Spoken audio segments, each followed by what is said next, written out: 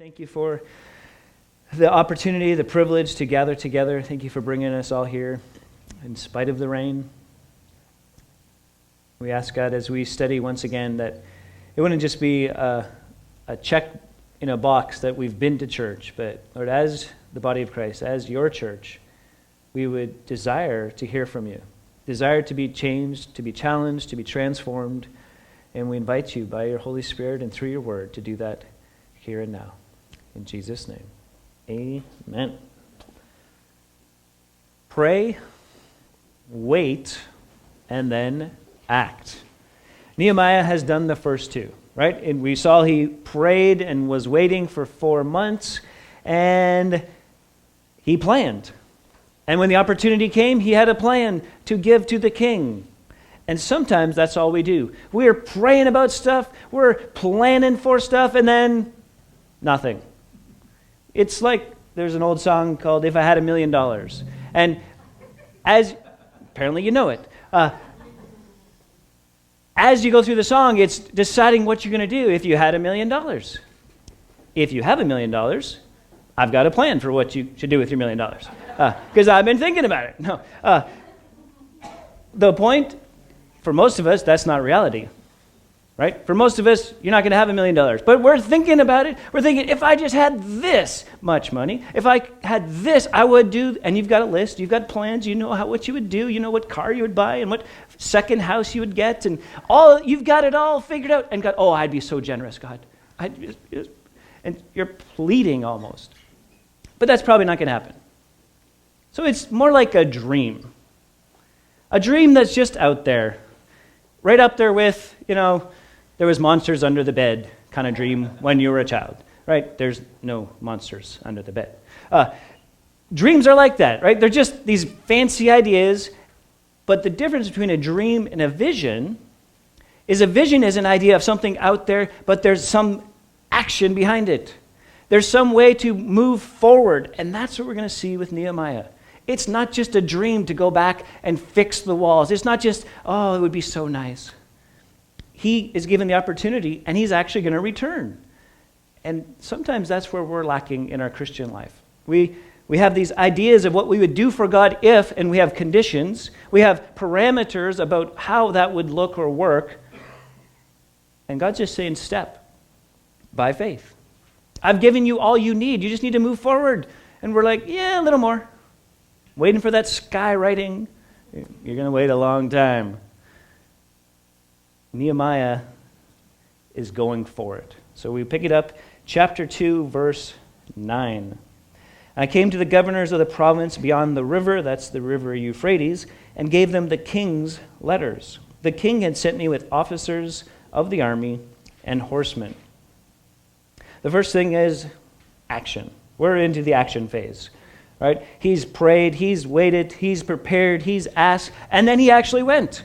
He is going to Jerusalem. It's a long journey, 3 to 4 months, depending on which way he went. But he's willing to take that step of faith. Martin Luther King Jr. said, faith is taking the first step even when you don't see the whole staircase. What steps is God asking you to take by faith that you're waiting for it all to be laid out? You're waiting for it to be crystal clear, and then you will move. And God's just saying, I'm waiting for that first step. I'll unveil what's next after that.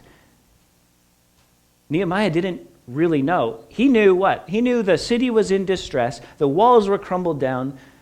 But to really know, he had to go. And so he's made the journey. It's 4 months. He has letters. He has protection. Of course he's going to go. He's got security. He feels safe. But guess what? We have security. We have protection. There's all around us angels. You're like, I don't think I believe you. 2 Kings chapter 6, you can look it up later, is the story. It says, he sent horses and chariots and a great army, and they came by night and surrounded the city. When the servant of the man of God rose early in the morning and went out, behold, an army with horses and chariots was all around the city. And the servant said, alas, my master, what shall we do? He said, "Do not be afraid, for those who are with us are more than those who are with them." Then Elisha prayed and said, "O Lord, please open his eyes that he may see." So the Lord opened the eyes of the young man, and he saw. And behold, the mountains were full of horses and chariots of fire all around Elisha. And when the Syrians came down against him, Elisha prayed to the Lord and said, "Please strike this people with blindness." So he struck them with blindness in accordance with the prayer of Elisha. And Elisha said to them, "This is not the way. This is not the city. Follow me, and I will bring you to the man whom you seek." And he led them to Samaria. And you wonder where Star Wars gets their stuff. This is not the way.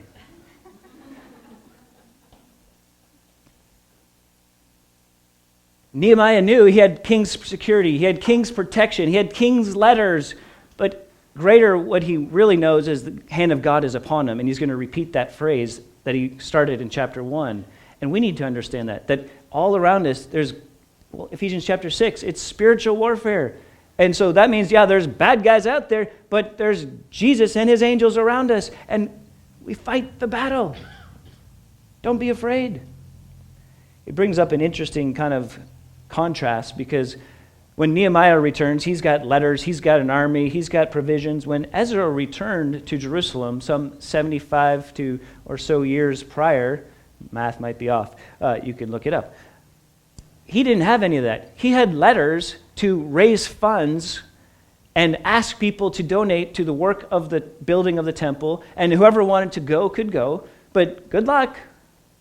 And off they went. But see, Ezra's mission was different.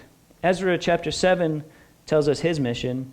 It says, "Ezra had set his heart to study the law of the Lord and to do it and to teach his statutes and rules in Israel." And so you look at Ezra and you go, well, how come he didn't have the army? How come he didn't have all of that stuff? And how come Nehemiah did? What's the difference? Different mission. And so it's wrong of us to look at someone else's walk, wrong of us to look at someone else as they move forward by faith and think, well, yeah, if I had that, I would too. Because their mission is different than your mission. What God has called them to do might be totally different than what he's called you to do. And so maybe you don't need all of those extra things. You just need the assurance that God's with you. So don't look at others, just look to the Lord for direction. In fact, what we're going to find, as he goes, there's going to be trouble. As he goes, there's going to be pain, there's going to be suffering. Imagine traveling for 3 to 4 months in that day. This was not like going from, Holiday Inn Express to Holiday Inn Express. It was, caravan of chariots and of covered wagons of sort, so to speak, and marauders and all those things. You got the army building a little wall around, it's just not very comfortable. And it's not going to get easier when he gets there. Much later, Paul writes to Timothy and says, "Share in suffering as a good soldier of Christ Jesus." It's letting us know, and just by this trip and this journey, we're going to see, and we're going to explore it more, there's going to be opposition, there's going to be troubles, there's going to be problems. But Paul says to Timothy, a young pastor, endure hardships, share in suffering, suck it up, buttercup. Here we go. You're in a battle. The war has been won. Jesus has won the victory. We sing the songs. Do we play our part in a sense? The victory is won. The battles are still to be determined. And in our lives, there'll be wins and losses, but the greater win has been won by Jesus on the cross. So don't fear. Walk by faith and endure some tough things. Recognize that, not woe is me, but, I get to learn through this. I get to grow through this. And suffering produces character, and all of those things happen through hardship. If life was just puppy dogs and flowers, we'd be like, yes, I like that. It's so cute, so nice, smells nice. Well, there's some doo-doo when it comes to puppy dogs. Flowers are going to wilt, right? No matter where you look, there's good, but then there's mixed in some suffering, there's some pain, there's some junk, there's some doo-doo. Endure it as a good soldier in Christ Jesus. So perspective matters. Nehemiah is on the way. He gets to Jerusalem. But, verse 10, When Sanballat the Horonite and Tobiah the Ammonite servant heard this, it displeased them greatly that someone had come to seek the welfare of the people of Israel. We'll talk more about them shortly, but they're not happy that people are come to help the people. So I went to Jerusalem and was there 3 days, because he had a long journey, and he didn't have jet lag. He had, like wagon drag, or, he needed some time to kind of get over all of that traveling. And so he spends 3 days just, I'm at home, and reorientating himself and kind of walking around the city and introducing himself to people. Verse 12, Then I arose in the night, I and a few men with me. I told no one what my God had put into my heart to do for Jerusalem. There was no animal with me but the one on which I rode. I went out by night by the valley gate to the dragon spring and to the dung gate, and I inspected the walls of Jerusalem that were broken down and its gates that had been destroyed by fire. Then I went on to the fountain gate and to the king's pool, but there was no room for the animal that was under me to pass. And I went up in the night by the valley and inspected the wall, and I turned back and entered by the valley gate, and so returned. The officials did not know where I had gone or what I was doing, and I had not yet told the Jews, the priests, the nobles, the officials, and the rest who were to do the work. Number 2, don't be hasty to react. This is interesting because Nehemiah has letters from the king. He's on king's business. He could have showed up and said, made a royal proclamation. In the name of the king, I have come, so bow down, I've got a plan for all your troubles. I've got an idea to fix this. You guys have been lazy. You have not done the work. Look at the rubble. How disgraceful. But I am here now. He didn't do any of that. He first spent 3 days doing we don't know what, not telling people off, just getting used to the land. And then he goes out at night. Now, someone just told me that in the desert, when it's a full moon, you could go out at night and not need a flashlight when it's a full moon. So maybe he was waiting for the full moon. And so then he's going out because, they didn't have night vision goggles back then. And so he needed the full moon so he could go and inspect the walls. And he's going on this journey all around trying to see. And he's not just looking casually. The word for used is a medical term, and it means probing a wound to see the extent of its damage. He's going around on his little donkey and really checking out the condition of the walls. What's happened? What is it going to take to rebuild? What do we need? Do we have enough supplies? Remember he had asked for timber, so he's got that on order, and how much more do we need? And he's doing a full, careful inspection. You can see here kind of the red is his journey of sorts.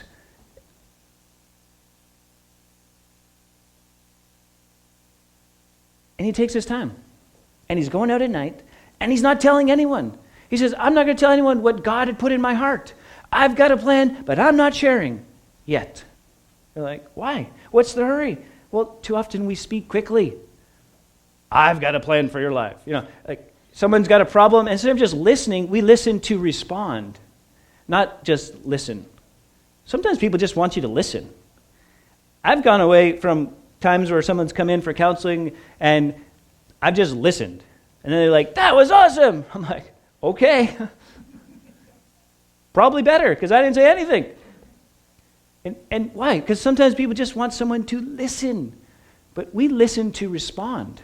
Think about your interactions. And how often that's what you're doing. You're not fully engaged in listening. You're listening to how you're going to respond. What are you going to say that's so clever? What are you going to say that's going to trump what they're saying? That's going to make it, you're so wise. And then if they got problems, you've got all the answers. Nehemiah is taking his time. He's not going to quickly jump in. He's not going to quickly tell people what's what. He's absorbing. He's kind of he took 4 months to pray and to wait upon God, so what's another few days? Sometimes we're real quick to jump in, to set ourselves up as the hero, the one who's got all the answers.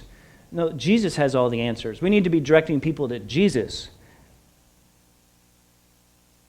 But often we know what you need. We know what the other person needs. We know our perspective is right. You just need to listen. I have 2 brothers, still do. And that's how I was, when we were younger, right? If they would just listen to my perspective, life would have been so much better, and because I was right, But it was a terrible perspective, except for when I was right. No, what happens is what? You feel like, yes, I am right all the time. Then you get married and you find out you're never right. No, that's not true. You find out you can't have that kind of attitude no matter what. Because no matter what, there's smarter people than you, there's wiser people than you, and there's people who have lived longer than you. And so listening more is a wise thing. What does it tell us about Nehemiah? Well, remember when he was before the king, he was walking in humility? He's still walking in humility. He didn't show up on the scene and say, Nehemiah has arrived. He didn't tweet it out, I'm here, all your problems are solved. He just got to know the people, got to know the situation, to see what was really going on. Here's a few reasons why it's not necessarily wise to be too hasty in reacting or in offering something. Well, number 1, maybe the timing is not right.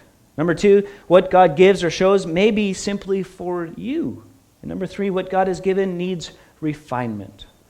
The timing may not be right. Yeah, maybe God has given you something for someone else or for yourself, but it's just not yet. It's down the road, and you're trying to advance the timing for your timing. Number 2 is one I think we can often make a mistake in. Sometimes God speaks to us, and it's for you. It's for me. It's not for everybody. But what do we want to do? We want to show that we're holy, that we've had really good times with God this week, brother. And here's what God's been saying to me. And you know what? I want us to share like that, but sometimes it could come across like, God speaks to me. Does he speak to you, peon? And we have to be careful in that, because sometimes what he's speaking is just for you. So the way you share it should reflect that. And you can still share, here's what God spoke to me in my time with him this morning, but you're doing it in a way that's not trying to put on them something that God has spoken to you, right? And there's a difference. And you just relate it like, hey, God spoke this to me, and it really challenged me. And that's it. You don't have to say, probably challenges you too, huh? Because you're really in it. You really need this. And that's really why you shared it. Oh. But if you're just sharing it because you're overflowing with thanksgiving, that's going to come out. There'll be a humility about it, and that's a good thing. So just kind of keep that in mind. And then what God has given you needs refinement, right? And that's the case here with Nehemiah. God had put in his heart this burden to come to Jerusalem to fix the wall. But he knows no one, he knows nothing. So he's not going to show up and say, I've got the plan. He's carefully walking around. He's trying to figure it out. He's taking his time. The plan's in process. And then he's going to reveal the plan. Then he's going to give what's next. And that's helpful, I think, sometimes in our Christian life, to share what God is doing, but just be kind of cautious. There's time for refinement. When you have the right heart and the readiness to act, just be humble about it and move forward. Then you get to say, here's what God's speaking. Here's how he's speaking to me and leading me. And then it's wonderful, because then it's not you on your high horse like, yes, God has spoken to me. Like, great, he should be. That should be normal. We should all be saying that. Oh, imagine if we were all saying that. God's been speaking to me. Well, you too? Yeah, he speaks to me. Wow. Well, what did he say to you? He said this. Oh, that's cool. Without feeling like, oh, I need that. I need God to speak that to me. No, what he spoke to you, he spoke to you. What he spoke to someone else, it's for them. That's okay. We don't have to try to compare ourselves or our walk or what God calls us to do. I don't think Nehemiah gets to Jerusalem and he meets Ezra and go, where's your army, dude? Well, I didn't have one. I just came. Oh, I'm sorry. No, he didn't say, oh, Ezra, what's the deal with the wall? Great job on the little chapel you built. It's not quite the same as the old one, but way to go. He doesn't do any of that, right? Why? Because he understands what God has called him to do. He's called him to do. And I think it's easy sometimes to kind of transfer what God does in our life to think that's how it should look in someone else's life. And we just have to be careful of that God works so differently in all of us because we're all different. And that's a good thing. Because if we were all the same, that's called a cult. be like, I'm sorry, you need to dress a certain way, you need to talk a certain way, and, run fast, right? But God takes us where we're at and who we're at and how we're at and all the characteristics of who we are and works with us like that. He doesn't make you or try to make you be someone else. And I think Nehemiah had a lot of humility in that. But he was also trying to get to the bottom of what's happening. Alan Redpath says, "It is utter folly to refuse to believe the things are as bad as they really are. It is vital and undertaking for God to know the worst. For whenever there is to be a wonderful movement of the Holy Spirit, it begins with someone like Nehemiah who is bold enough to look at facts, to diagnose them, and then to rise to the task." Verse 17, "I said to them, 'You see the trouble we are in, how Jerusalem lies in ruins with its gates burned. Come, let us build the wall of Jerusalem, that we may no longer suffer derision.' And I told them of the hand of my God that had been upon me for good, and also of the words the king had spoken to me. And they said, 'Let us rise up and build.' So they strengthened their hands for the good work." Number 3, be honest. He's like, it's bad. It's really bad. Well, how does he know it's bad? He's gone on a little journey. He's inspected the walls. He's seen the rubble. He understands, this is going to be a problem. How are we going to fix this? He doesn't say, well, it's not too bad. No, he's like, it's bad. But guess what he does here? You see the trouble we are in. He just got there. He could have said, you see the trouble you're in? And the problems you've created because you haven't fixed this wall in 100 years? And what have you been doing all this time? I mean, really, he could have done all that. He'd have been like, what's the deal? But he says, hey, see the problem that we are in? He right away identifies himself. He's moved there. It's home. Even if it's not home, he's saying, hey, I'm part of this. We've got a major problem. Jerusalem lies in ruins. Its gates are burned. It's not good. Sometimes we go like, well, it's not too bad. House is just burning all behind. How's your week? Oh, it's okay. Your house burned down. It's okay to say it was a bad week. It was really hot, or something, something. Just be real. Nehemiah is saying, look, we've got a problem. Let's rebuild. But he does it in a way that lets them know he's not saying that just as Nehemiah the man. He's saying Nehemiah the man who follows the God of heaven. He says, look, the hand of my God has been upon me for good. I think he shared how his last 8 months has gone on. I think he shared that 8 months ago, I got a report and I heard how messed up Jerusalem was, how the walls were broken down, and how distressed you were, and how hard that's been for you. And so I started praying and fasting and waiting upon God and planning and preparing. And guess what? 4 months ago, God opened the door. The king said yes. And then I journeyed here. And now I've seen it for my own eyes. There's something to see something with your own eyes that's different than seeing it on TV. Think of natural disasters, right? And now we see them on TV. And it's almost like, oh, yeah, that's pretty bad. I mean, the water's up to like the front porch. Oh, yeah, that's a bummer. Why is everyone going on boats? Like that's pretty bad. Like down in Houston right now. It's not good. But you see it on TV and you go, oh, yeah, that's pretty bad. It's just like a movie. Oh, yeah, they just killed 60 people. Oh, yeah, that's pretty bad. Like, what movie are you watching? But when you go to a place like that after a natural disaster, it's different. Remember New Orleans and the hurricane? That was one at our church on Whidbey Island we sent teams to over a couple years, really. And I went on a trip about 1.5 years after. And I'd seen all the pictures. I'd seen it on TV, seen the pictures of the people who had gone. But then you go and you go, you mean to tell me the water was that high on this building? You're like you see it, but you don't get it until you get on the ground. And I think that happened in Nehemiah's life, right? He heard it was bad, and then he gets there, and it's really bad. But it didn't crumble him. It didn't shake him. It didn't kill him. He didn't say, okay, good luck, bye-bye, right? Because sometimes that's what we do. Like, this is hard. I'm out of here. But anything good is going to come through some hard work. Any advancement in your life, in physical activity or in school or work, is going to come because you work hard, right? But his focus was that God's hand was upon him. And I think as he shared that, it's strengthening his faith. It's reminding him of what God has already done, how the king has opened this great door and given the timber and blessed him with these letters. And he's like, let's do this. And the people are encouraged. And they're like, yes, let's do it. He's not like, well, I'm a master builder, so let's do this thing. He was like a cupbearer. Think about that. He didn't have like a PhD in building. He didn't have an understanding of walls and how to shore them up and how to make it better. He just said, look, God's hand's been upon me. Here's how it's been looking. Here's what it's been doing in my life. And it's brought me to this moment, this time with you guys. And it's rough. I'm not going to lie. But God's hand is in this.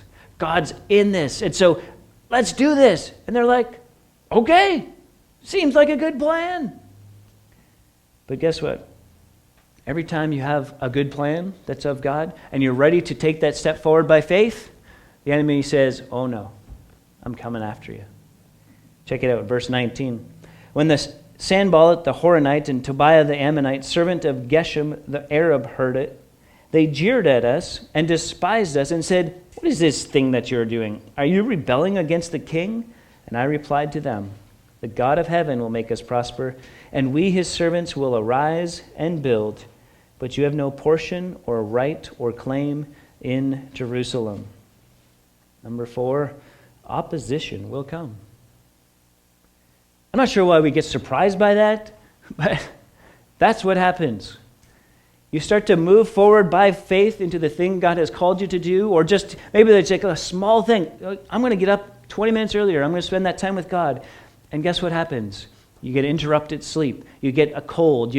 Things start to happen when you start to press in and do and be with the Lord more.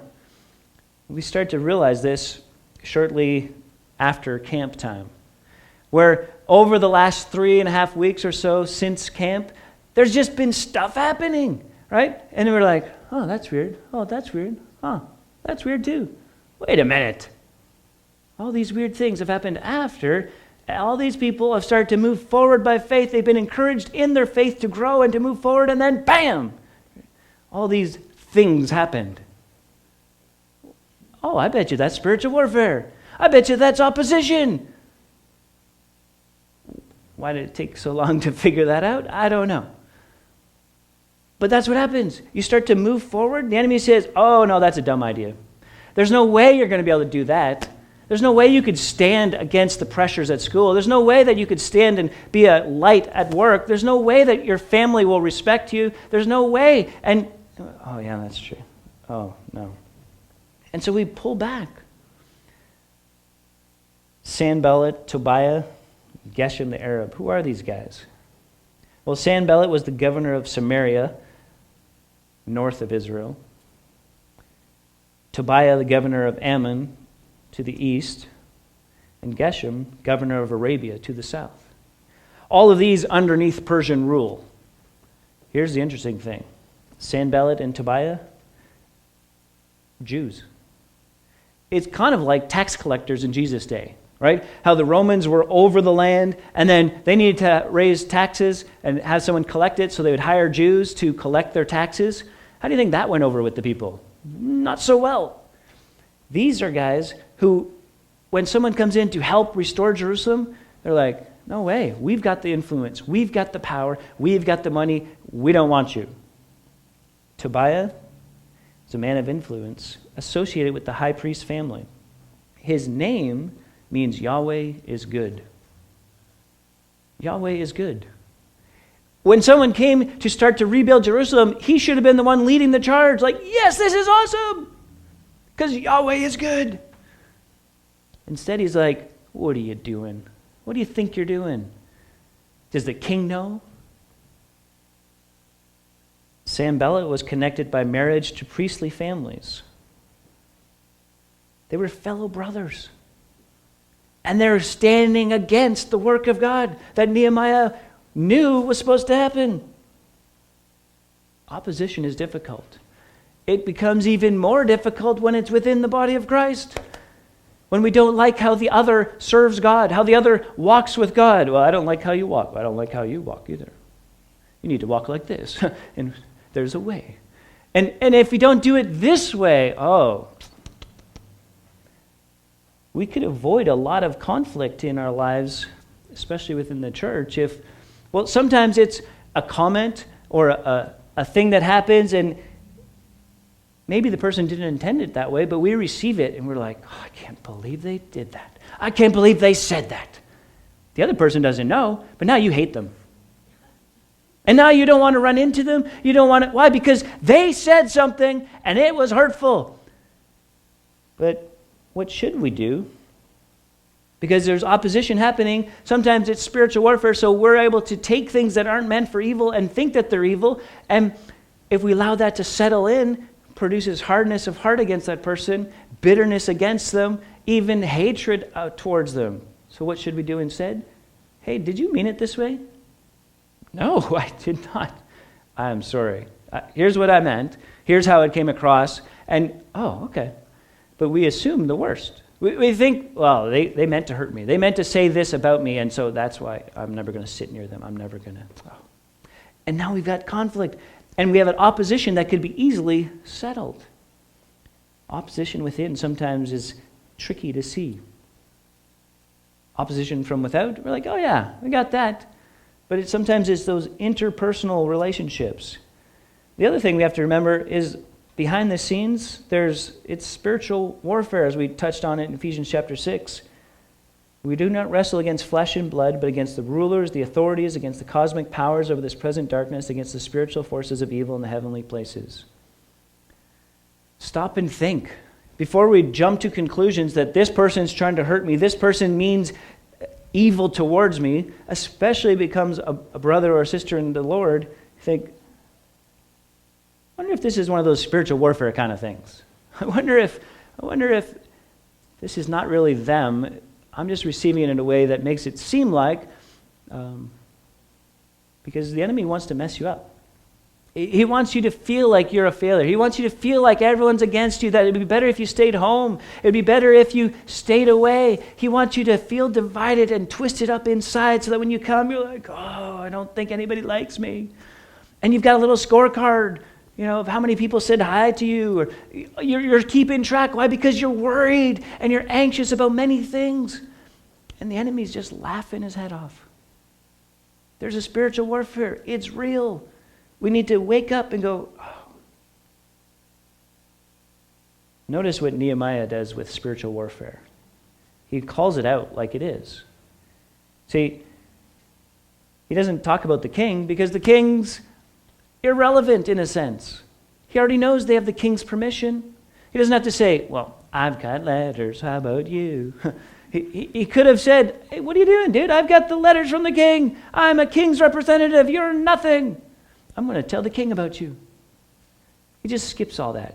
He goes right to the heart. Says, the God of heaven will make us prosper. Why? He understands. He knows that this is spiritual warfare. Even though it comes in a physical form sometimes. That happened with Jesus. You remember Peter? He has this great moment. Who do people say that I am? And they're saying these different prophets, and then Peter's like, you are the Christ, the Son of the living God. Jesus is like, that's right. Good job, Peter. Way to go.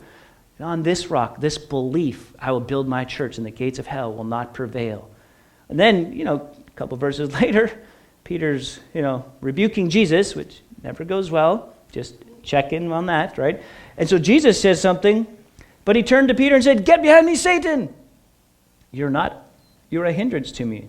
If you're not setting your mind on the things of God, but on the things of man. Well, that's a quick turn. Well done, Peter. Holy Spirit has given you this information to get behind me, Satan. That's probably not a line to use with your brother and sister in the Lord, right? Just go with that, right? You're not Jesus. We don't get to say that. It'll go wrong real quick, Get behind me, Satan, But that's the feeling sometimes. right? Peter didn't intend to say anything bad. He didn't intend for it to go bad. He was trying to help Jesus. And sometimes help in a physical form and what someone says is really spiritual warfare. It just looks like a person's doing it. And we have to call it out for what it is, recognize it, and not go after the person, go after the real enemy. God's in this. Nehemiah says, the God of heaven will make us prosper. You don't even know what you're talking about. The king's in this, but God's in this. So I'm not worried. I understand that God's good hand has been upon me. That's why I'm here. He doesn't have to respond to the accusations. We spend a lot of time trying to defend ourselves. Sometimes we just need to turn it over to the Lord. Read the Psalms. David did a pretty good job of that. Some of them are pretty crazy. Like, you go get them, God. Like, really get them. You're like, what? Like, probably don't pray that way. But what are you going to pray? You're going to pray, God, here's the problem. I think it's this person, but I know it's not really that person because they love the Lord. They really like me. We're kind of friends, but we have this thing right now, and it's, Well, then go to the person. Don't just let it sit. Resolve it. If it's someone outside trying to say, you can't do that. You can't walk with God like that. You can't do that for God. There's no way. You don't have no experience. You don't have the right words. You don't have the right this or that. Like, no, God's called me. I'm going to do it. Like, that's the enemy trying to pull you back, to stop you. Say, no, I know God's in this. I've got scripture even, right? Maybe God's giving you a scripture to stand upon. I mean, that's what's kept me going for this church, right? God gave me a scripture before, like a year before we moved here, little by little. Exodus 23 is the framework of the verse that he gave. And it's just this idea, God's going to do this work, and it's going to be little by little. He's going to drive out the enemies. He's going to go before us. It's a great little passage.